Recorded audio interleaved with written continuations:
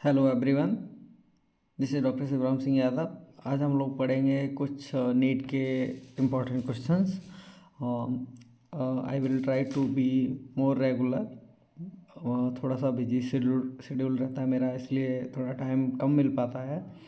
तो मैं कोशिश करूँगा कि हर दिन कम से कम 10 क्वेश्चन आप सबके लिए डालता रहूँ, जिससे कि आपका जो नीट का तैयारी है उसको थोड़ा बूस्ट मिलता रहे। ये क्वेश्चन बहुत ही इम्पोर्टेंट क्वेश्चंस हैं, जो कि मैं एनसीईआरटी की बुक से बना के आप लोग के लिए लेके आता हूँ, जिससे आपको आइडिया लगेगा कि क्वेश्चन कैसे अप्रोच करना चाहिए।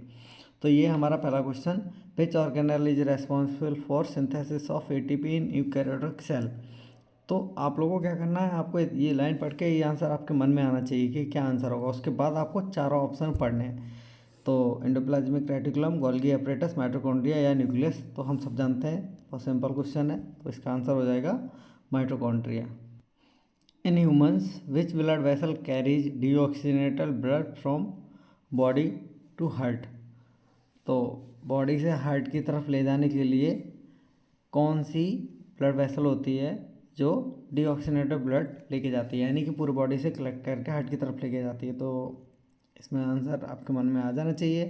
तो अभी ऑप्शन पढ़ते हैं हम लोग, pulmonary artery, pulmonary vein, aorta, vena cava. तो इसका आंसर हो जाएगा वेना कावा, क्योंकि वेना कावा पूरी बॉडी से हार्ट की तरफ ब्लड लेके आती है और एओर्टा लेके जाती है, और ये पल्मोनरी वेन होती है, ये ऑक्सीजनेटेड ब्लड लंग से लेके आती है हमारा हार्ट की तरफ, और पल्मोनरी आर्टरी डीऑक्सीजनेटेड ब्लड लेके जाती है हार्ट से लंग्स की तरफ, जिससे कि ये ऑक्सीजनेट हो सके। विच of the following is an example of a monosaccharide. तो मोनोसैकेराइड का एग्जाम्पल कौन सा है? Starch, glycogen, glucose, cellulose. तो इसका आंसर हो जाएगा ग्लूकोज। सेलुलोज प्लांट की सेल वाल में पाया जाता है, ये पॉलीसैकेराइड है। ग्लूकोज का पॉलीमर है। ग्लाइकोजन भी स्टोरेज फॉर्म है एनिमल में। स्टार्च है storage form of carbohydrate in plants. तो प्लांट में स्टोरेज का कार्बोहाइड्रेट का फॉर्म होता है स्टार्च, और एनिमल्स में होता है ग्लाइकोजन, और सेल वाल पाया जाता है सेलुलोज में, जो कि एक पॉलीमर है। ग्लूकोज, फ्रक्टोज, ये सब मोनोसैकेराइड हैं। मोनोसैकेराइड मतलब जिनमें एक यूनिट पाया जाता हो कार्बोहाइड्रेट का। डाइसैकेराइड जिसको हाइड्रोलिसिस करने पर हमें 2 यूनिट मिलता हो, डाइसैकेराइड। बहुत सारे मोनोसैकेराइड मिलते हो हमें, तो वो हो जाएगा हमारा पॉलीसैकेराइड।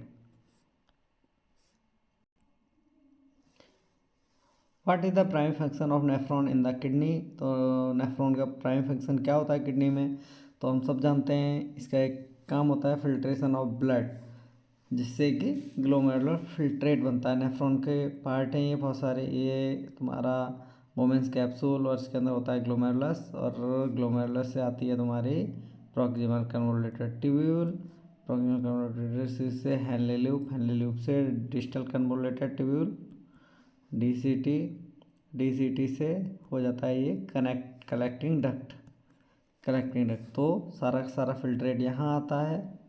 यहाँ से आने के बाद ये बन जाता है हमारा ग्लोमेरुलर फिल्ट्रेट, यानी कि जीएफआर ग्लोमेरुलर फिल्ट्रेट। पीसीटी में रीएब्जॉर्ब होता है कुछ हेनले लूप, फिर सारा फिर डिस्टल कन्वर्टेड ट्यूब्यूल और यूरिन फिर कलेक्टिंग डक्ट से कलेक्ट होता रहता है रीनल पेपिला में। तो ये काम है हमारा नेफ्रॉन का। और ट्रांसपोर्टर ऑक्सीजन ये फंक्शन है आरबीसी का, उसमें जो हीमोग्लोबिन पाया जाता है वो ऑक्सीजन से बाइंड करके आरबीसी के थ्रू ट्रांसपोर्ट होता है। डाइजेशन ऑफ प्रोटीन, इसके लिए एंजाइम होते हैं, प्रोटीएज बोलते हैं हम जिनको, protease.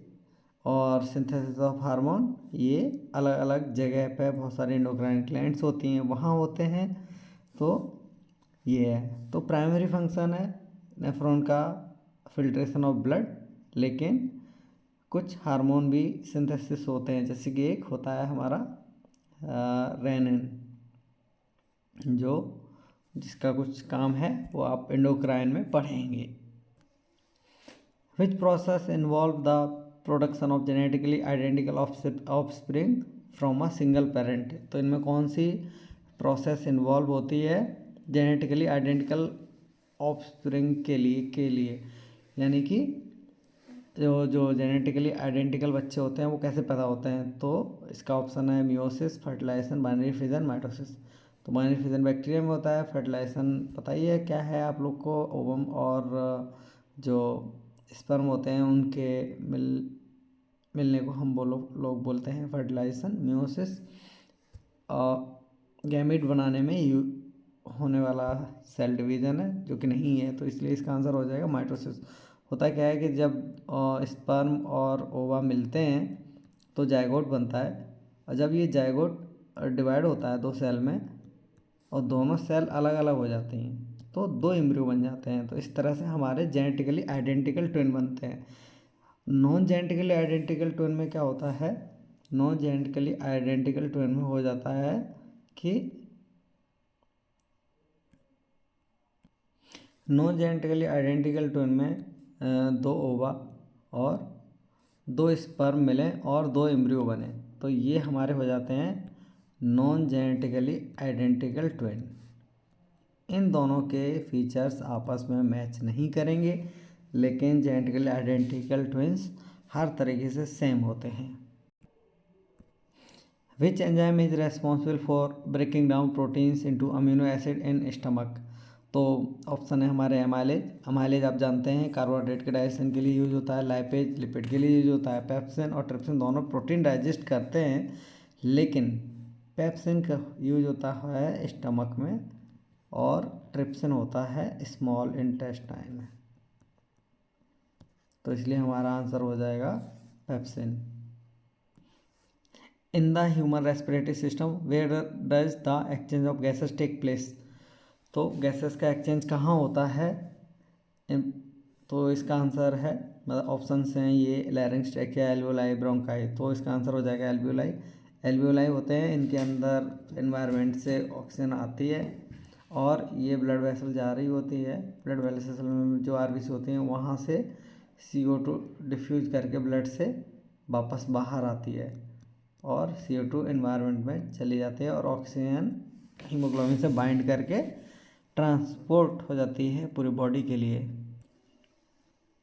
Which of the following is a characteristic feature of plant cell but not animal cell. तो इसका ऑप्शन हैं centriole, cell wall, nucleolus, lysosome.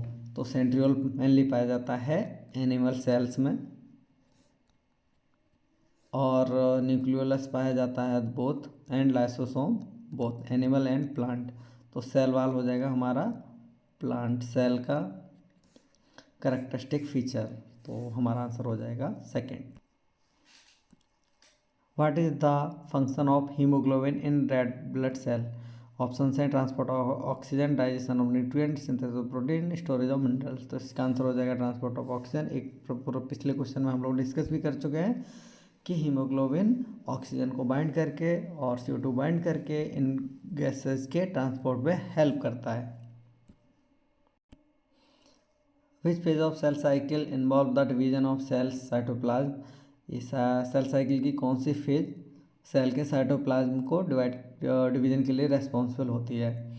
G1, S, G2, M phase. तो इसका आंसर हो जाएगा M फेज, क्योंकि G1, G2, S ये सब प्रिपरेटरी फेज हैं। G1 में सेल का साइज बढ़ता है, कुछ प्रोटीन सिंथेसिस होते हैं, S फेज में DNA सिंथेसिस होता है और G2 फेज में और ज़्यादा सेल का साइज बढ़ता है, ग्रोथ फेज 2 बोलते हैं इसको, और M फेज में एक्चुअल डिवीजन होता है, प्रोफेज, मेटाफेज, एनाफेज, टेलोफेज ये सब। तो इस तरह से हमारे ये 10 इम्पॉर्टेंट क्वेश्चन कंप्लीट हो गए और आप बहुत सारा क्वेश्चन प्रैक्टिस करते रहिए। आपका टारगेट रखना है आपको 100 क्वेश्चन बायो के डेली लगाना और 50 और 50 फिजिक्स केमिस्ट्री के कंप्लीट करना। तो ये सब आप करते रहेंगे और आपका एग्ज़ाम बहुत जल्दी आपके पास आ रहा है, तो all the best for exam. और मैं कोशिश करूँगा कि जब तक नीट का एग्ज़ाम होता है आप सबका, तो डेली एक क्वेश्चन का वीडियो एटलीस्ट डालता रहूँ। और डेली तो नहीं हो पाएगा, लेकिन फिर भी I will try to be more regular. So all the best for your upcoming exam और अपना गिव योर 100%। और एक सीट मेडिकल कॉलेज में आप लोग बुक करिए अपने लिए। So bye bye, doctor S S Yadav, thank you.